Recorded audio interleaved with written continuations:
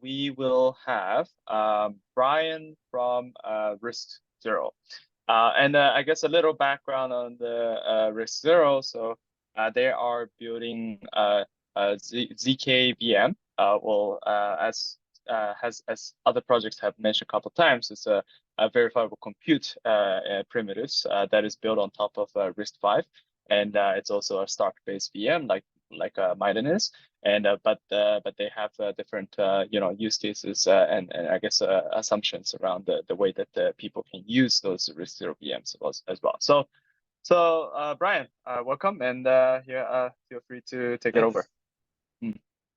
Glad to be here. Thanks for having me, and always great to be able to hear Bob and talk about anything. So always happy to follow him. Let's see. Can we see everything on the feed now? Yeah. Great. I can see. Yeah. Cool. So I'm Brian Redford. I'm the CEO at RiscZero, and today I want to talk about ZK parallelism, specifically in the context of continuations and some of the work that we have been doing there. For people who are unfamiliar with RiscZero, the company itself is focused on building general purpose ZK computing technologies, but our sort of main product at this point is the RiscZero ZKVM, and then the Bonsai proving platform, or ZK application development platform, that is really focused on making it easy to use ZK proofs. So the RiscZero ZKVM lets you succinctly prove any computation, as opposed to, say, any of these standard proving systems that you have to write circuits for, or the sort of ZK EVMs where you actually are proving only the EVM. So there's a lot of different things you can do with that, but the thing we're focused on today is the sort of feature we've added to it called continuations, which lets you take a proof and split it up into tens, hundreds, thousands, really in an arbitrary number of parts, and prove them independently. This feature also lets you do some interesting things around sort of suspending and resuming images, but we're not really going to get into that today. So an interesting sort of data point around the usage of the RiscZero ZKVM is the zeth project, and we just open source this. The link should actually be on here, but it's just GitHub. It's the RiscZero GitHub. There's a zeth project on there. You can check it out. But zeth is effectively a ZK EVM that runs on top of our ZKVM and utilizes this continuations feature to prove an EVM block sort of massively in parallel. So the purpose of doing this is to let people effectively build a ZK EVM without actually needing to do any specific work for the ZK EVM. So this project is based almost entirely on pre-existing code. We had to modify some of the reth REVM code to be a bit more serialization friendly for ZK. But yeah, by utilizing continuations and parallel proving, we were able to get proving an entire standard Ethereum block down to about 15 minutes for 4 billion cycles.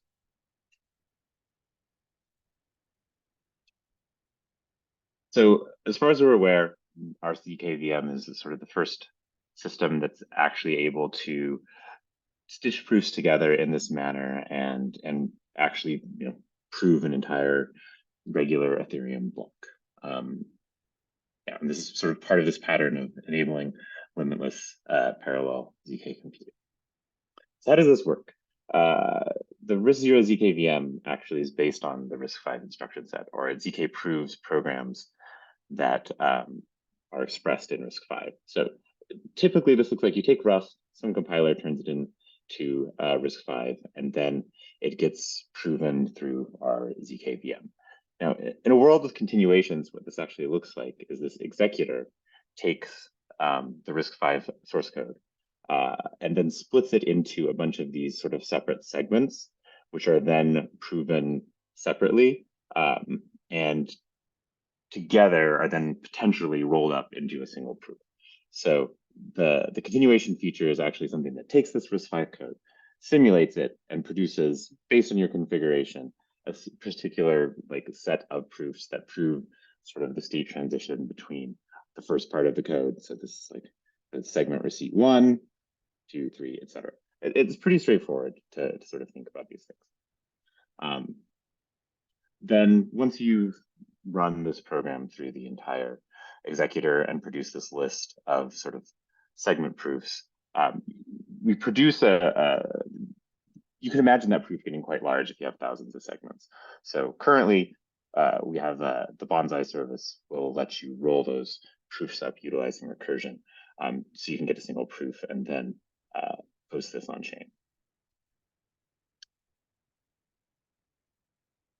So if you want to think about how this actually works at a sort of technical level, the executor, what it's doing is actually simulating the execution of a particular program. So in this case, say we're running the EVM. It's actually taking the block that we want to produce a proof for, and then running, like the EVM gets compiled down into RISC-V, and then that block is provided as input along with all of the rest of the data you need. And the executor takes that program and then produces these sort of traces of executions. This is basically like this RISC-V instruction was executed, and here were the results. And then it also takes and basically tracks which pages of memory have been accessed at any particular point in time, and creates a sort of Merkleized representation of which pages are dirty. And that sort of memory image and the data of what cycles have been run through is sort of the necessary proof data that you need to link the segments up to each other. So you can imagine that this executor produces this trace that says, okay, here's what actually happened in RISC-V, and then here's all of the memory movement through this memory management unit collapsed into this Merkleized page table. And as soon as the executor produces a single segment, you can imagine anyone else can take this sort of data and then actually produce a ZK proof of it.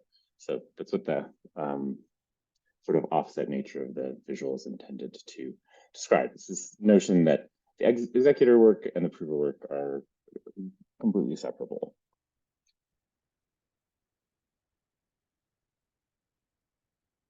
So if we look in the context of the zeth system and think about what parallel proving for this actually looks like, sort of a demonstration, time moving this direction.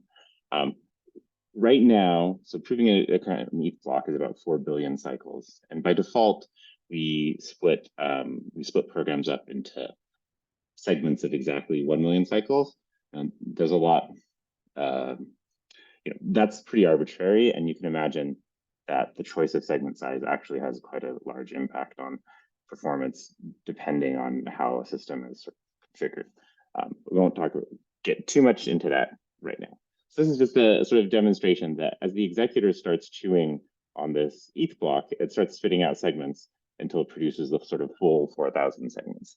You can imagine that as soon as you produced, a single segment, you can send that out to your proving cloud and sort of overlap proving of those segments with the actual generation of the segments themselves.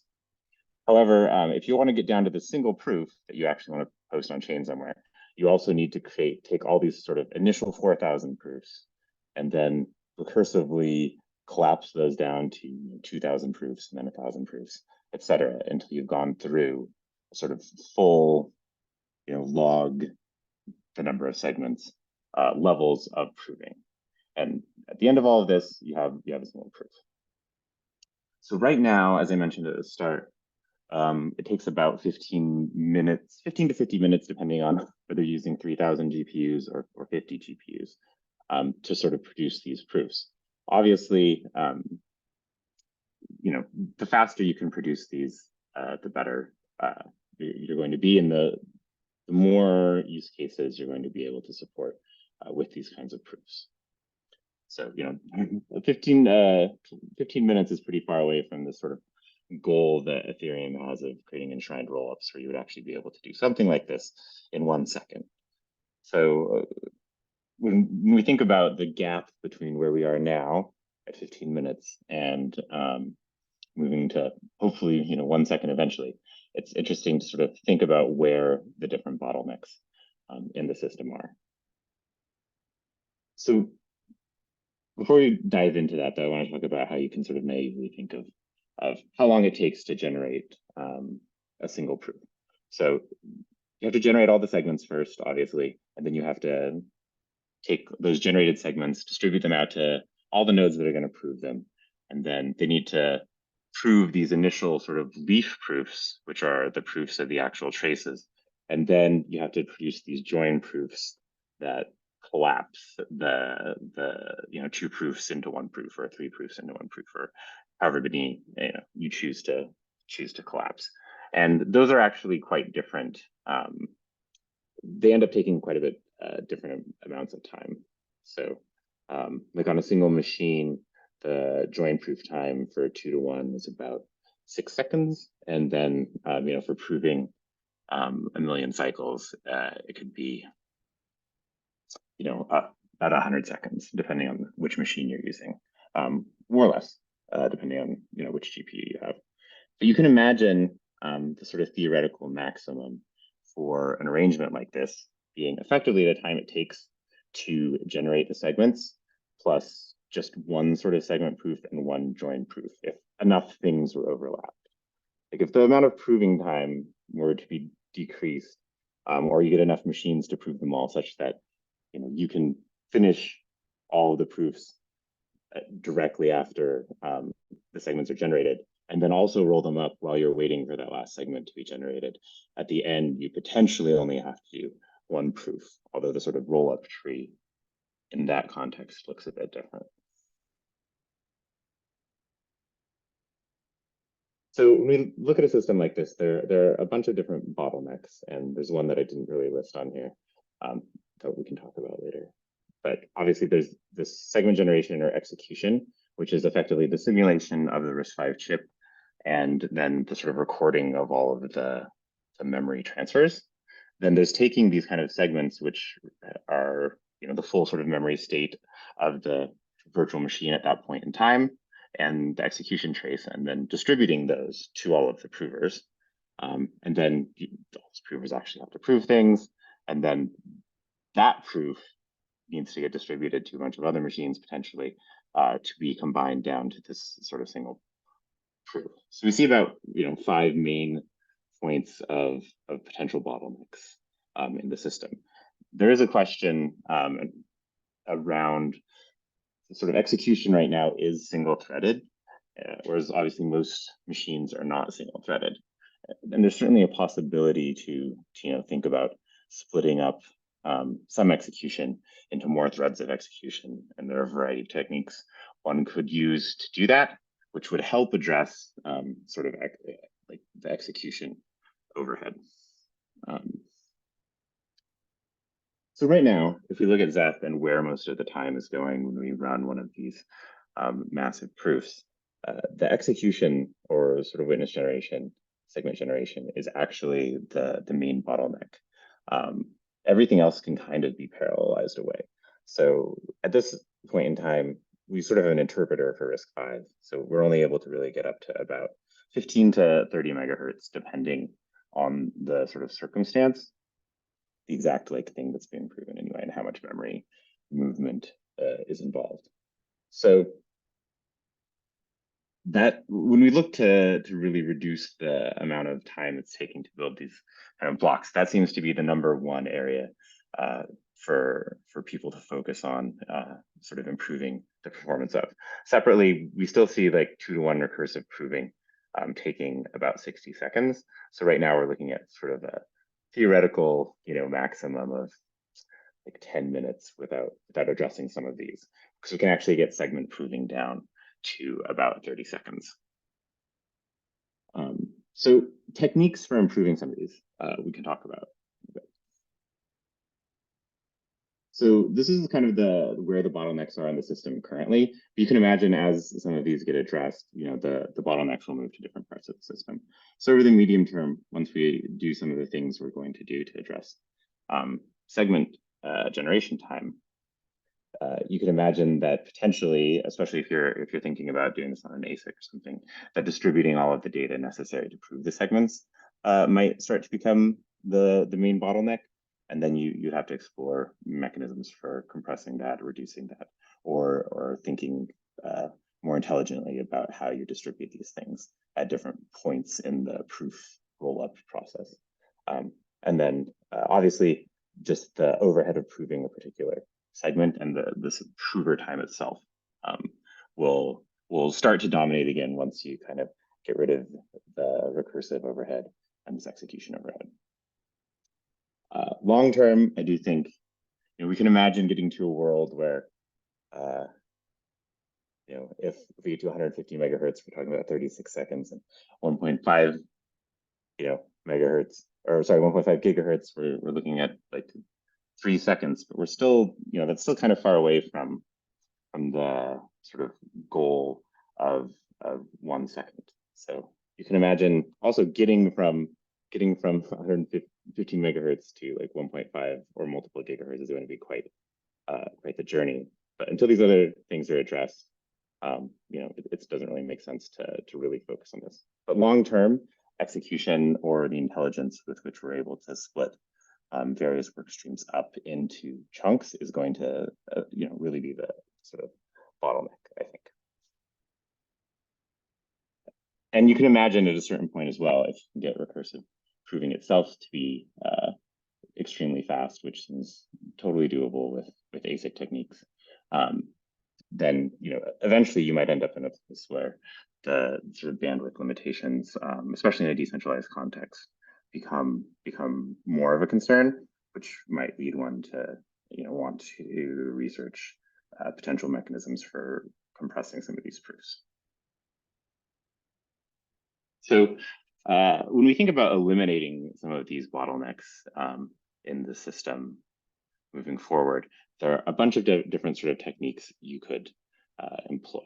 So for execution, which is at this point the sort of major bottleneck, rather than just simulating the execution of RISC-V, you could imagine actually taking the RISC-V instruction set and then jitting a native sort of set of code that would actually execute the RISC-V instructions and sort of build the Merkle tree as you go. There's a lot of work necessary to build a system like this. And maybe that's going to get you sort of 10x. But because the RiscZero ZKVM is based on RISC-V, you can also imagine building something that increasingly looks like hardware that is specifically focused on sort of witness generation or generating these segments. So we do expect to see in the medium term some utility of FPGAs just for this part. So I haven't seen a lot of people talk about breaking down proving systems, this problem of generating proofs into sort of phases when thinking about hardware. You tend to see people trying to tackle sort of the entire problem at once. However, I think taking a RISC-V sort of core that's already designed and figuring out how to modify that to be able to spit out these segments would be a really interesting research problem that has the potential to massively speed up these kinds of very parallel proofs. And then obviously, you can take that a step farther and then think about actually building an ASIC that is very much focused on segment generation. And that could obviously be joined to hardware that's doing proving as well. But I actually think it's really interesting to think of these problems as mostly separable. So in terms of segment distribution and generation, right now, when we think about the way these things sort of get Merkleized, it's pretty inefficient with our current approach. We haven't really tried to optimize it, but there's a million techniques you can sort of imagine for compressing memory or becoming more efficient about which parts of prior memory that were touched you pass forward as you go through all of these segments. Additionally, you could think of becoming like a lot smarter about how big these sort of segments are and start to think about potentially having dynamic segment size. So obviously the sort of fewer segments and the more compressed they are, the less data you need to spread out over the network to later prove. Yeah, and to some extent also you can imagine sort of changing the topology of the tree rollup to not necessarily just be a strict 2-to-1 tree rollup. In terms of actually improving the sort of segment proving time itself, obviously we're trying to stay abreast of all the developments in all of the proof systems, and we'll continue to keep the sort of RISC-V ZKVM at the bleeding edge of performance. But there's also, the ability to run this existing code on a variety of hardware, and we're actually partnering with a couple teams to work on building these more efficient HALs, which will help accelerate the actual proving itself. However, as we've noted, it's not really a bottleneck yet, at least for sort of the zeth scenario. We can basically prove all 3,000 or 4,000 segments in 30 seconds right now. Over time, also, this is a Stark-based proving system, so hash performance is a major component of the entire system, especially the sort of recursive proof generation. So you can imagine advances in hash functions, and we've seen this with Poseidon 2 and 5. But there's probably room to go in terms of producing even more custom hash functions for systems particularly like this. Additionally, we currently have a number of accelerator circuits like SHA-256 and ECDSA or just big integer support in general. So you can imagine for particular problems, making it easier for people to build these acceleration circuits and incorporate them into the overall system will be a sort of big unlock for some sets of problems.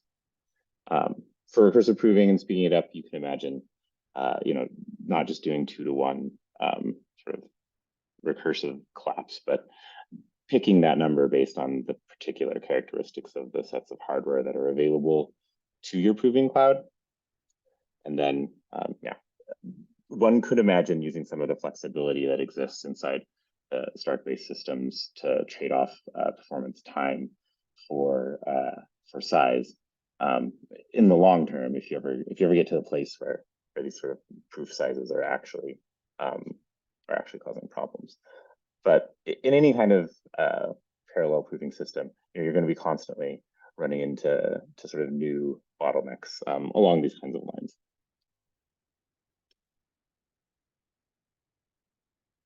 So what we're doing at RiscZero and what we would potentially like people's collaboration on, if you're interested, we're building out this next version of the proof system that will make it a lot easier to incorporate new accelerators and potentially different VMs and have them all kind of work together to prove a particular computation. And you can also imagine, sort of parallel proving as being part of that.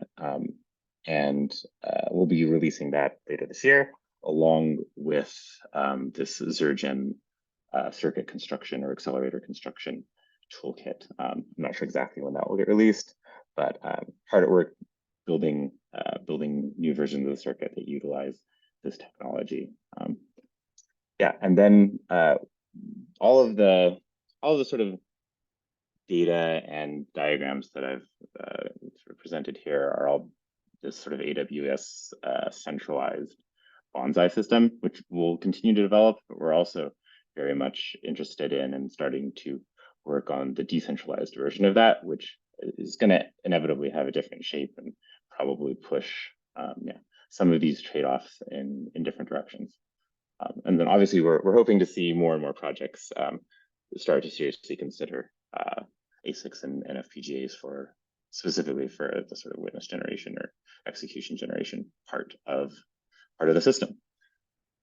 Yeah, so it's kind of a speed run through the sort of massive parallel system parallel proving system that is Bonsai. That's actually all I have. All right, thank you, Brian, for a very thorough overview and I guess a bit of details and a lot of the continuations and segmentation stuff that you guys are working on.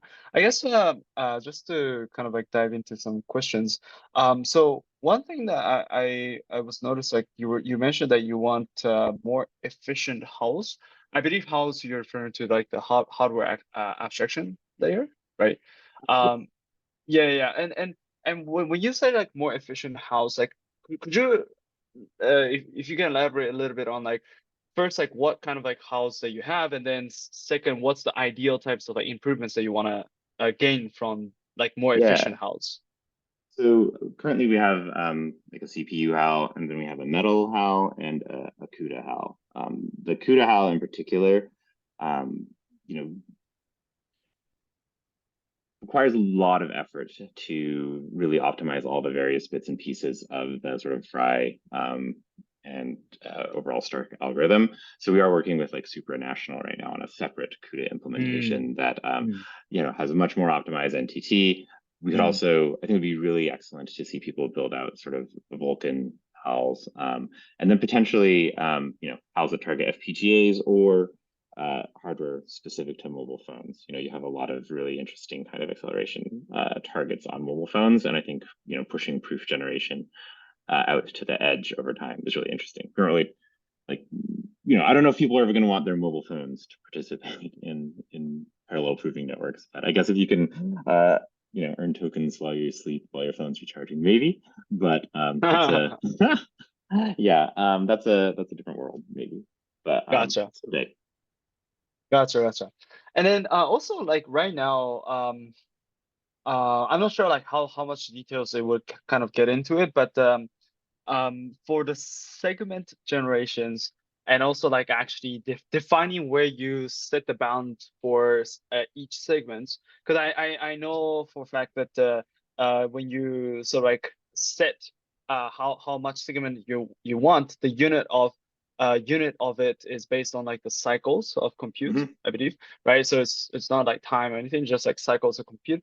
But on what standard are you saying like, okay, this is the like the amount of cycles that I want to have per segment? Is it based on like the amount of like, I don't know, the states that can be stored on a RAM, or like what's Yeah, the so the 1 million cycles was we just kind of picked it because it did seem like a sweet spot for a lot of hardware. Specifically, yeah, proving 1 million cycles gets you only requires about slightly under 16 gigs of VRAM.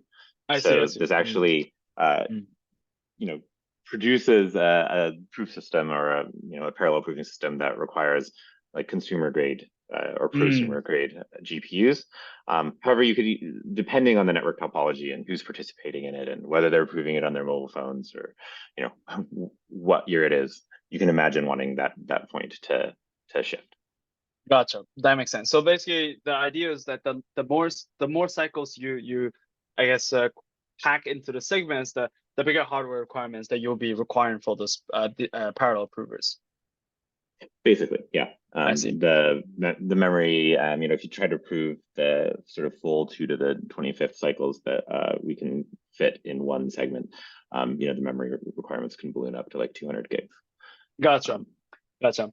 Actually, another thing I wanted to ask was like, so we talked a lot about like continuation here, and I think the audience would know like what continuation is gonna be like and what it may look like in the future.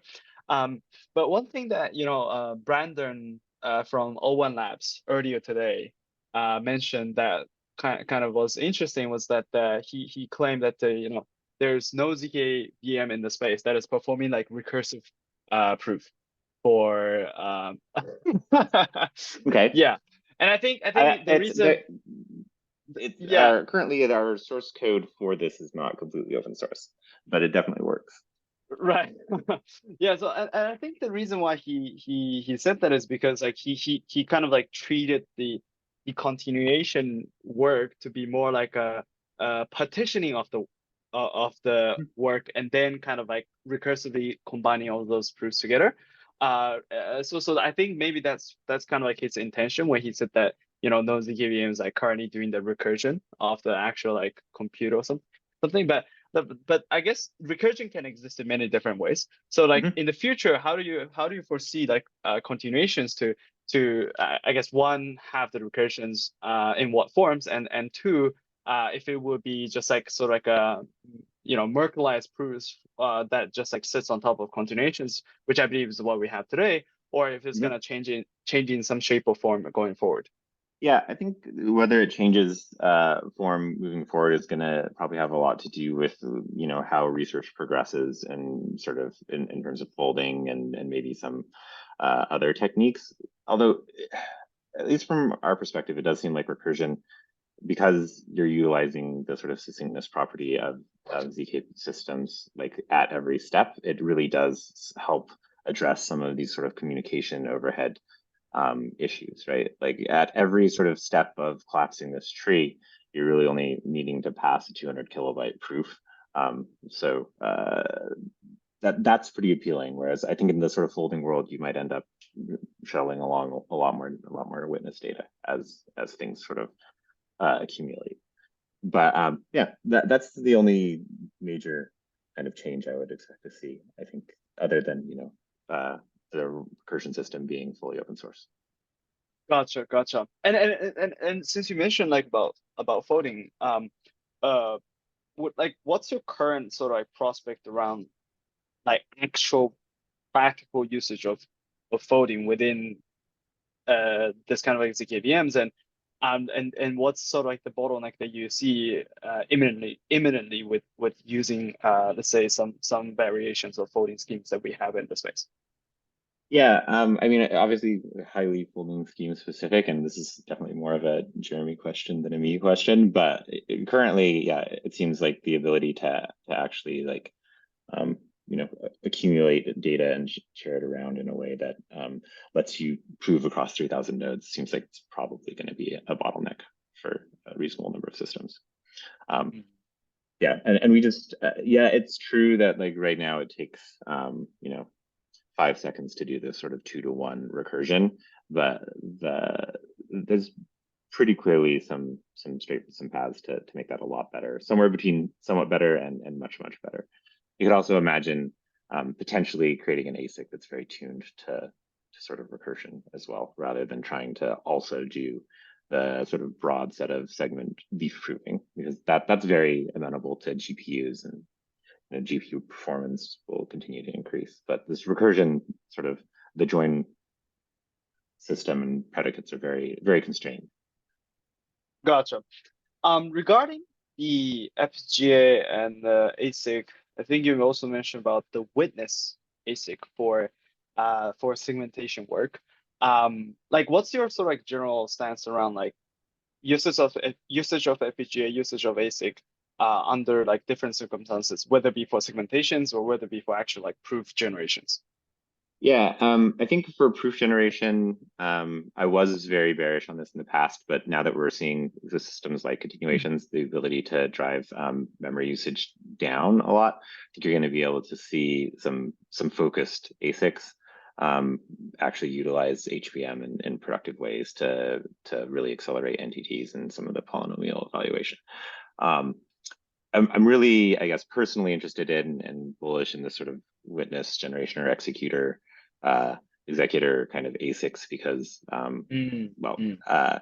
you can utilize the fact that this is already a RISC-V system to kind of an instrument an existing kind of RISC-V chip, and it seems likely that you're going to be able to produce something that looks like sort of RISC-V performant part that actually generates these kind of segments as it goes along and computes. But that's, there's a ton of research we have to do there, or somebody has to do.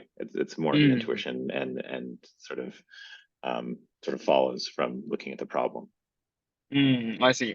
And I guess another potential extension of research that could come out of that is like perhaps like how and we would love to hear your thoughts on this too, but like how executor could be performed in a more parallelized fashion, Yeah, right? exactly. Yeah, I imagine there's nothing really stopping you from having actual threading models, other than it's quite complex to do this. But you could make a multi-threaded executor that actually generates segments on a per thread basis, and you have to deal with synchronization. And so you almost certainly want that to be, on one chip or one system that's has very low latency links between it, because but you also, for a lot of use cases, don't really need to go full threading, and you can just think about like graph computational models instead, which that you can kind of almost do at a higher level. So there's a question as to how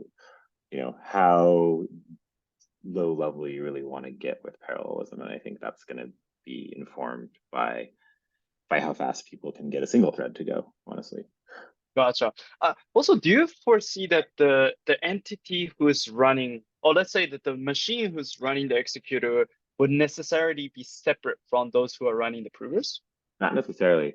You could almost, because it's single threaded, you can imagine that there's not necessarily a reason to co-locate it with provers, because if you want to take a single thread of computation and spread that out over 5,000 nodes or something like this, you probably don't need to have the executor hardware in every single of one of the proving nodes. So just in terms of raw integer operations, the proving is still very much dominates the sort of set of operations. Is just so embarrassingly parallel that you can use tons of hardware for it. But you could imagine trying to build a hardware that can handle parts of the execution and generate some of the initial proofs, or I don't know, reduce the sort of amount of data that needs to come off the chip in order to do these recursive proofs. You also get privacy sort of as soon as you go through the ZK proving process once, it's ZK. Gotcha. Whereas if you're just doing the sort of witness generation and executor and building these segments and spreading them out everywhere, it's very obvious to all the parts that are proving these leaf nodes what's being proven. I see. One parallel I wanted to draw here that also love to hear your thoughts on is the fact that executor kind of looks like sequencer in terms of like, yeah, sure. right, yeah, and I think which then also comes to another question, which is like, what is the trust assumptions around the executor? Like for example, could an executor be, let's say, performing some malicious chopping of the compute slots, such that some provers would always like get disadvantaged in some way, while the others like always have the advantage? And if let's say like the provers are some sort of like a reputation based, or some have some performance metrics to like analyze like which provers is doing the good job, which prover is doing bad jobs, then I wonder like if there's some trust assumptions around like how fair that the executor can actually perform those. Really think so, because it's not like you can reorder the transactions, so yes, it is a sequencer, but it's very like the order very clearly proceeds from the program and the inputs. There's not really sources of non-determinism there, or there's not really a valid way to run a program.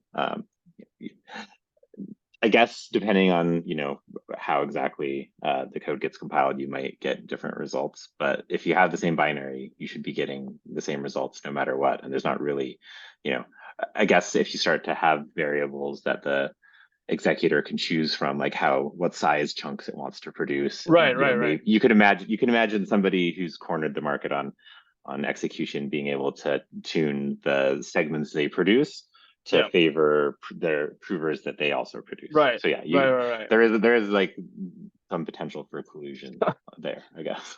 Yeah. Because I was thinking like, oh, what if like each prover gets the same amount of rewards, but depending on the cycles of like computes that they prove for, they can reduce the compute load for and maximize the reward for specific provers, while others maybe they would like overload it, so that even though they get the same reward, they will have to do more compute or something.